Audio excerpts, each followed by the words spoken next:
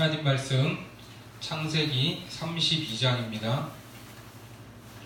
22절부터 29절까지 교독하겠습니다. 밤에 일어나 두 아내와 두 여종과 11 아들을 인도하여 약복 나루를 건널세. 그들을 인도하여 새를 건너가게 하며 그의 소도 건너가게 하고. 야곱은 홀로 남았더니 어떤 사람이 날이 새도록 야곱과 씨름하다가 자기가 야곱을 이기지 못함을 보고 그가 야곱의 허벅지 관절을 치매 야곱의 허벅지 관절이 그 사람과 씨름할 때 어긋났더라. 그가 이르되 날이 새려하니 나로 가게 하라. 야곱이 이르되 당신이 내게 축복하지 아니하면 가게 하지 아니하겠나이다. 그 사람이 그에게 이르되 내 이름이 무엇이냐. 그가 이르되 야곱이니이다. 그가 이르되 내 이름을 다시는 야곱이라 부를 것이 아니요 이스라엘이라 부를 것이니 이는 네가 하나님과 및 사람들과 겨루어 이겼음이니라. 야곱이 청하여 이르되 당신의 이름을 알려주소서. 그 사람이 이르되 어찌하여 내 이름을 묻느냐 하고 거기서 하나님의 야곱에게 축복한지라. 아멘. 본문 32장에서의 야곱은 이제 지금까지 인생에 많은 어려움들이 있었지만 32장에서 가장 이 막다른 골목으로 몰리고 있습니다. 그는 태어날 때부터 형의 발뒤꿈치를 잡고 나올 만큼 이 장자에 대한 열망이 컸지만 둘째로 태어났고 또 나중에 잔머리를 굴려서 형의 장자권을 뺏고 심지어 아버지를 속이면서 축복을 받아냈습니다. 그런데 그 이후에 야곱의 삶은 이 축복을 받았다 이렇게 말할 수 없을 정도의 그런 힘겨운 나날을 보내고 있었습니다. 더군다나 창세기 27장 41절 말씀에 보면 그의 아버지가 야곱에게 축복한 그 축복으로 말미암아 에서가 야곱을 미워하여 심중에 이르기를 아버지를 곡할 때가 가까웠은즉 내가 내 아우 야곱을 죽이리라 하였더니. 이게 무슨 내용입니까? 야곱에게 속아서 살기가 등등해진 형과 함께 더 이상 머물 수가 없었습니다.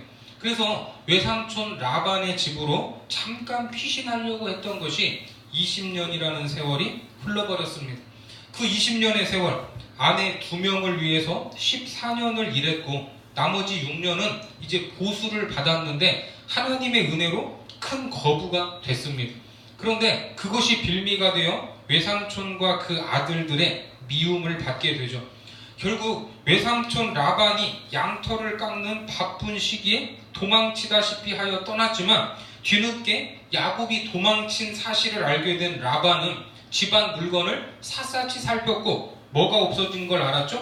드라빔이 없어진 걸 알고 야곱을 뒤쫓습니다. 그리고 끝내 야곱을 붙잡아서 이제 야곱을 어떻게 하려고 했는데 이 살기가 등등하여 쫓아온 라반의 꿈에 하나님이 나타나셔서 너는 야곱에게 아무 말도 하지 말라 이렇게 말씀하셨어요. 그래서 이 하나님의 은혜로 이 라반에게 벗어날 수 있었습니다. 자, 그렇게 이제 고향으로 향하는 야곱, 그 마음이 어땠을까? 그 발걸음이 가벼웠을까요? 자, 이제 고향으로 가면 더 큰 문제가 있었는데 고향 땅에 누가 있죠? 형 에서가 있었습니다. 20년 세월이 흘렀지만 자기에 대한 이 복수심이 그대로 있을지 아니면 사라졌을지, 자기를 동생으로 받아줄지 받아주지 않을지 알 수 있습니까? 없습니까? 알 수 없는 일이었습니다. 지난 20년 동안 자기 가정을 세우고 기업을 세우기 위해서 열심히 일했던 야곱이 고향 땅에 대해 잠시 잊었다고 하더라도 이제 고향으로 돌아가는 이 길 가운데 고향에 대한 기억을 더듬어 본다면 형과 아버지를 속인 후에 이 집안에 가득히 흐르던 냉랭한 분위기를 기억했을 것입니다. 어떻게 아버지를 속일 수 있냐 하는 이러한 외침, 장자권을 잃고 축복도 받지 못한 형님의 울부짖는 소리, 어머니가 등을 떠밀면서 얼른 외삼촌 집으로 도망쳐야 된다고 말할 때 느꼈던 집안 가득한 살기. 아마도 이런 일들이 20년이 흘렀지만 기억을 더듬어 보면 바로 어제 일처럼 생생하게 떠올랐을 것입니다.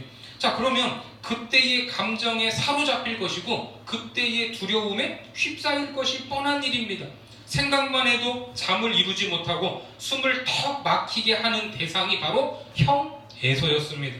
하지만 이제 돌아갈 길도 없어요. 왜냐하면 라반과 헤어질 때 경계선을 긋고 왔기 때문입니다. 창세기 31장 51절과 52절 말씀 같이 읽겠습니다. 시작. 라반이 또 야곱에게 이르되 내가 나와 너 사이에 둔 이 무더기를 보라. 또 이 기둥을 보라. 이 무더기가 증거가 되고 이 기둥이 증거가 되나니 내가 이 무더기를 넘어 내게로 가서 해하지 않을 것이요 네가 이 무더기 이 기둥을 넘어 내게로 와서 해하지 아니할 것이라. 자, 이렇게 이제 경계선을 그어버렸습니다. 경계선. 이제 야곱은 앞으로만 가야 돼요. 앞으로. 뒤로 돌이킬 수 없습니다. 어쩌면 하나님께서는 야곱이 가장 피하고 싶은 사람을 만나게 하시려고 이러한 막다른 골목에 집어넣으신 것 같습니다. 하지만 이러한 야곱이 막다른 골목에 몰렸지만 야곱을 혼자 두실까요? 그렇지 않습니다. 하나님은 야곱에게 특별한 경험을 주세요. 자, 오늘 본문 1절과 2절 말씀 같이 읽겠습니다. 시작. 야곱이 길을 가는데 하나님의 사자들이 그를 만난지라. 야곱이 그들을 볼 때에 이르기를 이는 하나님의 군대라 하고 그 땅 이름을 마하나임이라 하였더라. 자, 야곱이 어떤 경험을 하냐면 하나님의 사자들이 그를 만났습니다. 이들을 본 야곱은 바로 뭐라고 말해요? 하나님의 군대라고 불러요. 군대. 하나님이 나를 지켜준다고 생각한 것입니다. 그래서 마하나임이라고 하는데 이 말은 캠프라는 뜻입니다. 이 군대의 진을 의미합니다. 자, 하나님께서 내가 처해 있는 이 막다른 골목, 이 상황을 알고 계시고 너 혼자가 아니다라는 것을 보여주셨다는 것. 자, 앞서 야곱이 20년 전에 도망치듯 고향집을 떠났을 때에도 돌을 베개 삼아 자고 있던 쓸쓸하고 외롭던 야곱에게 하나님이 찾아오셔서 주신 약속의 말씀이 있습니다. 창세기 28장 15절과 16절 말씀 같이 읽습니다. 시작. 내가 너와 함께 있어 네가 어디로 가든지 너를 지키며 너를 이끌어 이 땅으로 돌아오게 할지라. 내가 내게 허락한 것을 다 이루기까지 너를 떠나지 아니하리라 하신지라. 야곱이 잠이 깨어 이르되 여호와께서 과연 여기 계시거늘 내가 알지 못하였도다. 그러니까 이런 경험, 하나님이 우리에게 찾아오시는 이런 경험이 우리에게도 필요합니다. 힘들고 어렵고 외로울 때, 두렵고 떨려서 아무것도 할 수 없을 때 찾아오시는 하나님을 경험하면 그만큼 큰 위로가 되어야 안 돼요? 큰 위로를 얻죠. 용기를 얻을 수 있습니다. 자, 그래서 그런지 20년 전 고향을 떠날 때에도 도망치듯 떠났던 야곱이었는데 20년을 함께했던 외삼촌 라반의 집을 떠날 때도 알리지 않고 야반 도주를 했던 야곱이었는데 이제는 자기가 간다는 것을 무서운 형, 두려운 형 에서에게 알립니다.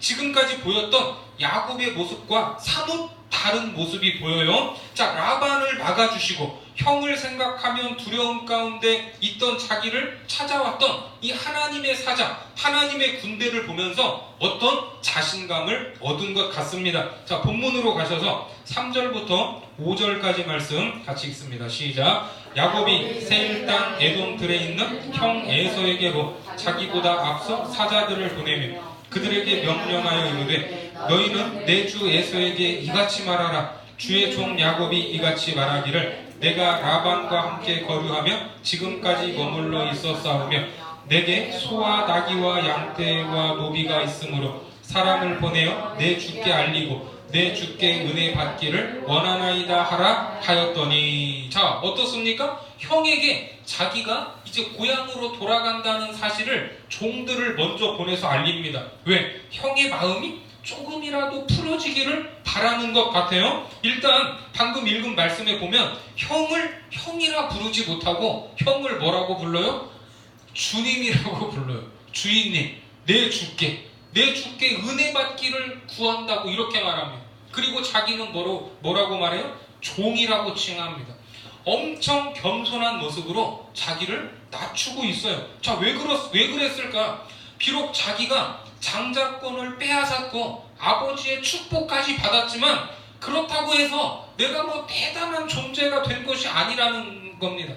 지금도 형님의 종 같은 존재라는 거예요.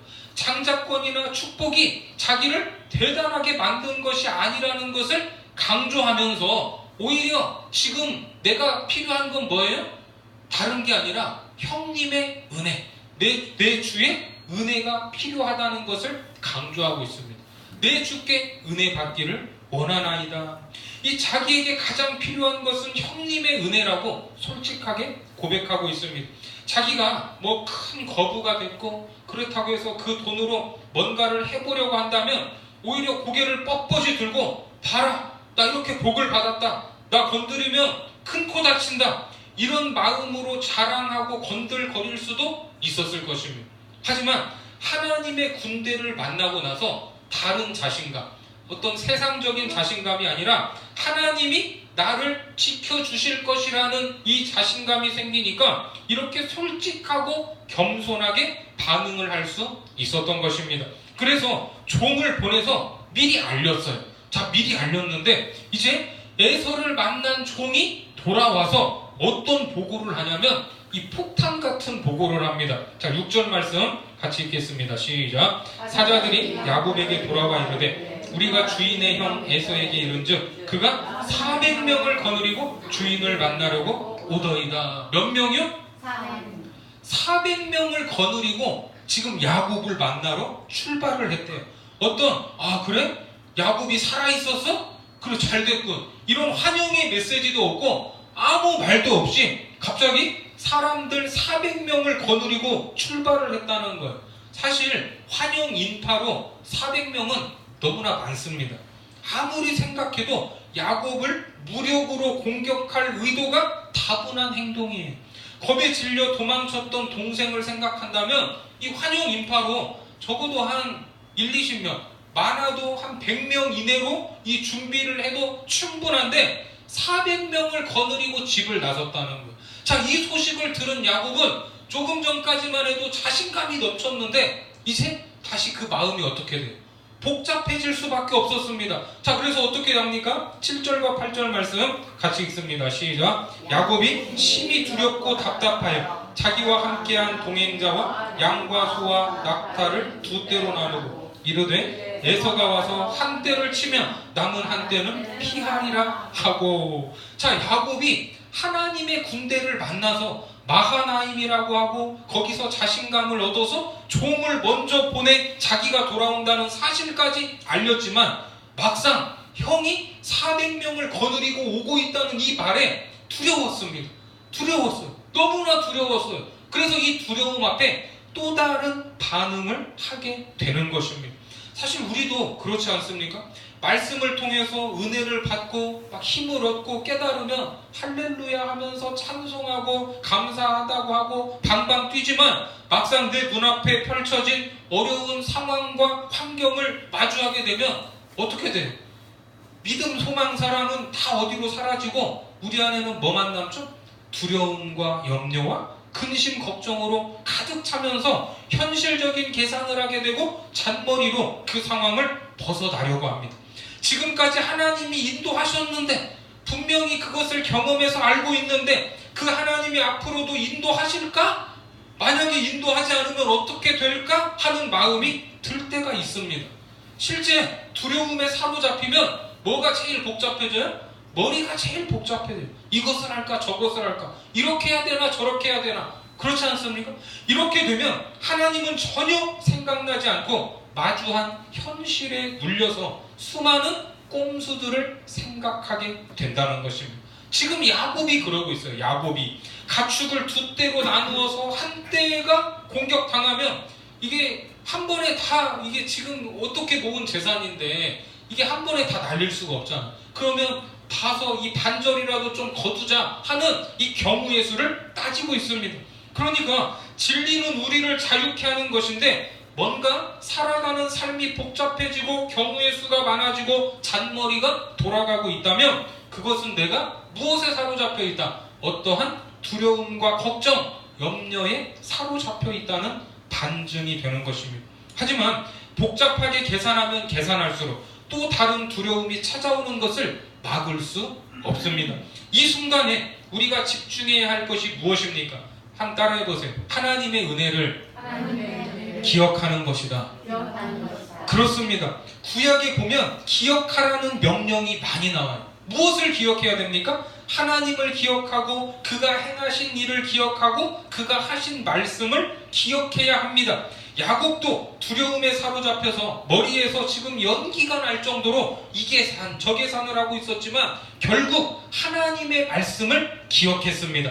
자, 본문 9절 말씀 같이 한번 읽겠습니다. 시작. 야곱이 또 이르되 내 조부 아브라함의 하나님 내 아버지 이삭의 하나님 여호와여 주께서 전에 내게 명하시기를 네 고향 네 족속에게로 돌아가라 내가 너에게 은혜를 베풀리라 하셨나이다. 자, 하나님이 자기에게 약속하셨던 그 말씀을 기억했습니다.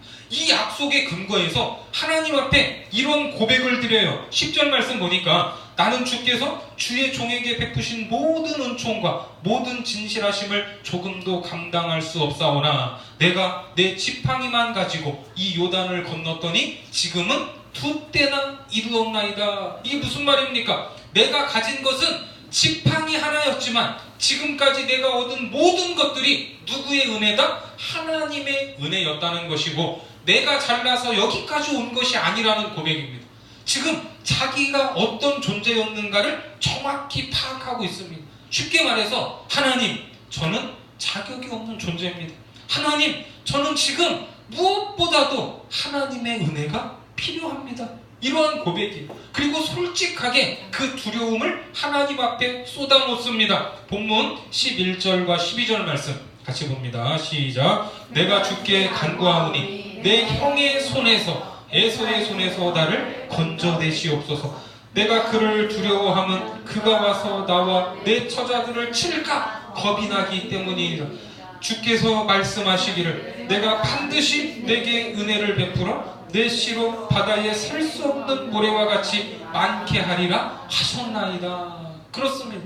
그동안 숱한 어려움 앞에서도 하나님께 뭔가를 고백한 적이 없었고 하나님의 도움을 구한 적이 없었는데 이제 막다른 골목에 몰려서 아무리 생각을 해봐도 자기가 이 상황을 벗어날 수가 없거든요. 그래서 하나님 앞에 에서의 손에서 나를 건져내시옵소서 그분의 은혜와 도움을 간절히 구하고 있습니다.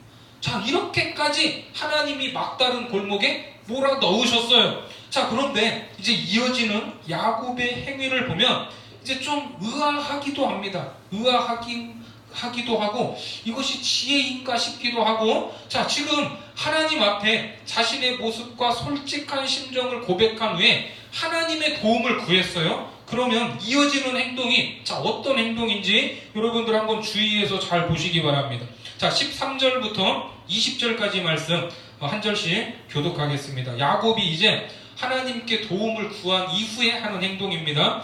야곱이 거기서 밤을 지내고 그 소유 중에서 형 에서를 위하여 예물을 택하니 암염소가 200이요 순염소가 20이요 암양이 200이요 순양이 20이요 전나는 낙타 30과 그 새끼요 암소가 40이요 황소가 10이요 암나귀가 20이요 그 새끼 나귀가 10이라. 그것을 각 때로 나누어 종들의 손에 맡기고 그의 종에게 이르되 나보다 앞서 건너가서 각 때로 거리를 두게 하라 하고 그가 또 앞선 자에게 명령하여 이르되 내 형 에서가 너를 만나 묻기를 네가 누구의 사람이며 어디로 가느냐 내 앞에 것은 누구의 것이냐 하거든. 대답하기를 주의 종 야곱의 것이요 자기 주 에서에게로 보내는 예물이오며 야곱도 우리 뒤에 있나이다 하라고. 그 둘째와 셋째와 각 때를 따라가는 자에게 명령하여 이르되 너희도 에서를 만나거든 곧 이같이 그에게 말하고 너희는 말하기를 주의 종 야곱이 우리 뒤에 있다 하라니 이는 야곱이 말하기를 내가 나의 앞에 보내는 예물로 형에게 감정을 푼 후에 되면하면 형이 혹시 나를 받아주리라 하며라. 자, 지금 야곱이 이제 준비한 것이 뭐냐면 형에게 할 수 있는 최고의 예를 갖추면서 전략적인 준비를 하고 있습니다. 왜요? 혹시 형의 감정을 이 예물로라도 풀 수 있을까 해서입니다. 자, 보세요. 우리가 방금 읽었던 이 말씀을 보면 암염소부터 시작해서 수렴소, 암양, 순양, 낙타, 암소, 황소, 암나귀를 각각 때로 두었고 이거를 한꺼번에 보는 게 아니라 일정한 거리를 더 가지고 이렇게 보낸 거예요. 순서대로. 그리고 에서를 만나게 합니다. 자, 누가 이게 맛있는 밥을 먹으러 가자고 해서 음식점에 갔는데 아주 참 맛있는 게 딱 나왔어요. 예? 한 접시 딱 나왔어요. 그걸 맛있게 먹었더니 한 접시가 또 나와요. 또 다른 음식이. 예? 그리고 그걸 먹었더니 또 나와요. 그걸 먹었더니 또 다른 게 또 나와요. 그럼 이게 기대가 되겠습니까? 안 되겠습니까? 기대가 되겠죠. 다음에 뭐가 나올까? 그러니까 지금 암염소부터 해가지고 암나귀까지 코스를 몇 가지 코스로 준비를 한 거예요? 8가지 코스로 지금 선물을 준비한 겁니다. 그렇게 에서가 이거 뭐냐? 이거 야곱이 주인님께 보낸 선물입니다. 그래? 하고 조금 더 가니까 또 뭐 와요. 또 소리 나면서 이거 뭐냐? 이거 야곱이 주인님께 보낸 선물입니다. 자, 그렇게 해서 에서 무리와 만나면 이제 8대의 무리가 만나면 에서가 거느린 이 400명 사이에 지금 자기가 보낸 이 가축대와 자기가 보낸 이 종들의 무리가 이게 이제 합쳐지겠죠. 당연히 합쳐지게 되고 나중에 딱 갔을 때 에서의 무리만 있는 게 아니라 거기에 누구도 있어요. 자기가 보낸 가축과 자기가 보낸 종들도 거기에 섞여 있는 거예요. 이게 작전이었습니다.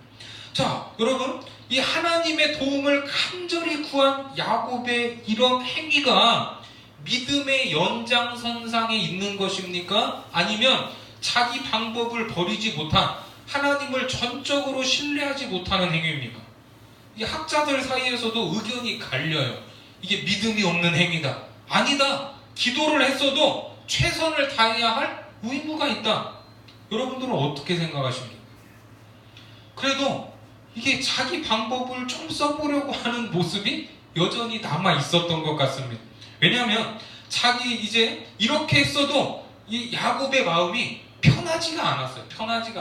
자, 본문으로 가셔서 21절부터 24절까지 말씀 같이 한번 읽습니다. 시작. 그 예물은 그의 앞서 보내고 그는 무리 가운데서 밤을 지내다가 밤에 일어나 2 아내와 2 여종과 11 아들을 인도하여 약복 나루를 건널세 그들을 인도하여 시내를 건너가게 하며 그의 소유도 건너가게 하고 야곱은 홀로 남았더니 어떤 사람이 날이 새도록 야곱과 씨름하다가 자, 그렇게 해서 아주 머리를 써서 이제 8가지 코스로 형에게 선물을 보내고 이제 자기는 이제 누구도 보냈어요? 아내와 자녀들까지 다 보냈어요. 이 강을 건너게 했습니다. 그리고 자기는 이제 혼자 남은 거예요. 혼자. 왜 혼자 남았을까요? 여전히 두려운 거예요. 형을 만나기가. 지금 야곱은 하나님께 간절히 구했고 나름 지혜를 짜서 형 에서를 만날 준비를 하고 있었지만 여전히 야곱에게 있어서 하나님은 어떤 하나님인가? 그저 자기가 가는 길에 함께 동행해 주시고 자기가 당하는 어려움을 해결해 주시는 말 그대로 도움이었어요. 도움이.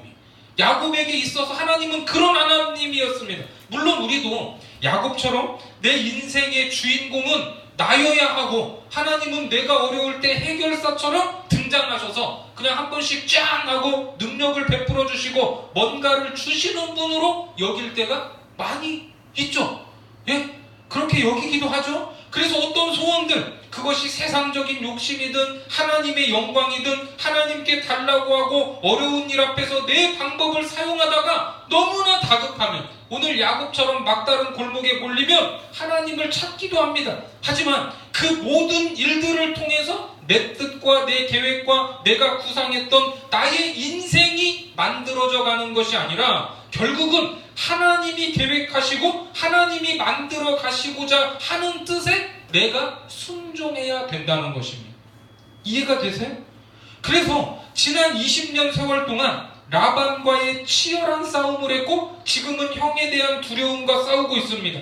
그리고 모든 일들이 야곱의 계획대로만 된다면 야곱이 하나님께 간구한 대로만 된다면 이제 부자예요, 부자. 그리고 남은 인생 마음 편하게 남은 생애를 행복하게 살아갈 수 있습니다. 이제 형이 자기를 받아주기만 하면. 그렇죠. 물론 부자가 되고 마음 편하게 살고 걱정 없이 살아가는 것은 너무나도 중요한 일입니다. 여러분들도 그렇게 살기를 바랍니다.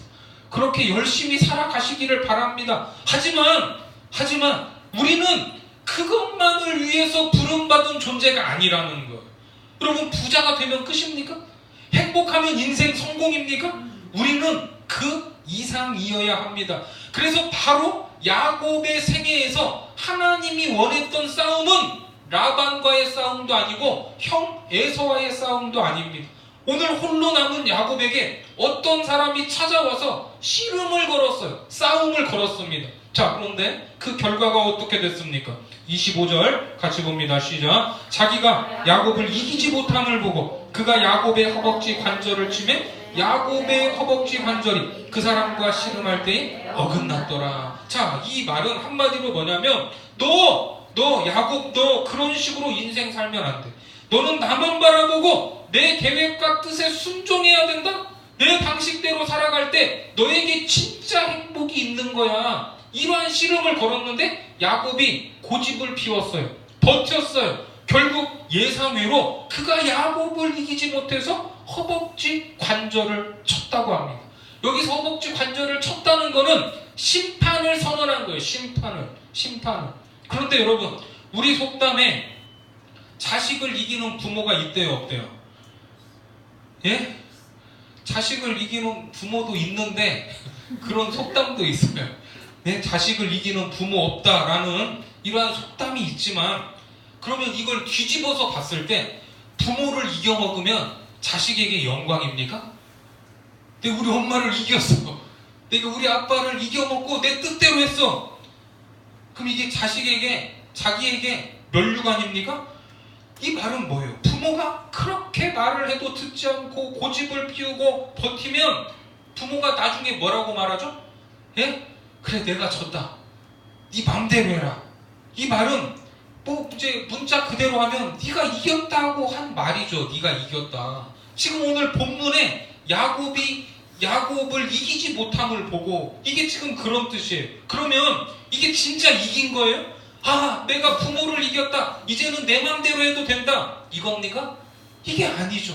자기가 야곱을 이기지 못함을 보고, 이것은 야곱의 영광이 아니라 야곱이 얼마나 못된 인간인가를 드러내는 말입니다.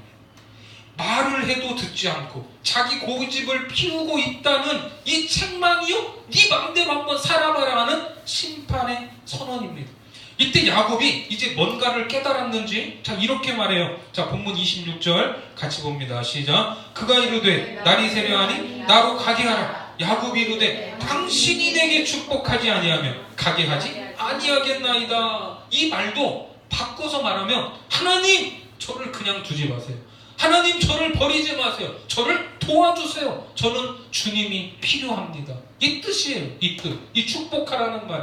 오늘 이 사건, 이 야곱의 약복강 나루에서 있었던 이 사건을 호세아 선지자는 이렇게 설명하고 있습니다. 자, 호세아서가 어떤 내용이죠? 호세아서는 하나님을 떠난 이스라엘, 신랑을 두고 있는 여인이 다른 남자를 만나고 다니는 것처럼 살아가던 시절의 이야기가 호세아서입니다. 그렇게 말 안 듣는 이스라엘 백성들에게 호세아가 이 이야기를 근거로 말하고 있어요. 호세아서 12장 2절부터 4절까지 말씀 일단 같이 보겠습니다. 시작. 여호와께서 유다와 논쟁하시고 야곱을 그 행실대로 벌하시며 그의 행위대로 그에게 보응하시리라. 야곱은 모태에서 그의 형의 발뒤꿈치를 잡았고 또 힘으로는 하나님과 겨루되 천사와 겨루어 이기고 울며 그에게 간구하였으며 하나님은 베델에서 그를 만나셨고 거기에서 우리에게 말씀하셨나니. 자, 야곱의 행실이 나오는데 여기에서 재밌는 표현이 나오죠. 천사와 겨루어 이기고 뭐 했어요? 울며. 자, 이겼으면 울어야 돼요? 좋아야 되는 거 아니에요? 이겼으면 웃어야죠. 좋아해야죠. 기뻐해야죠. 왜 웁니까?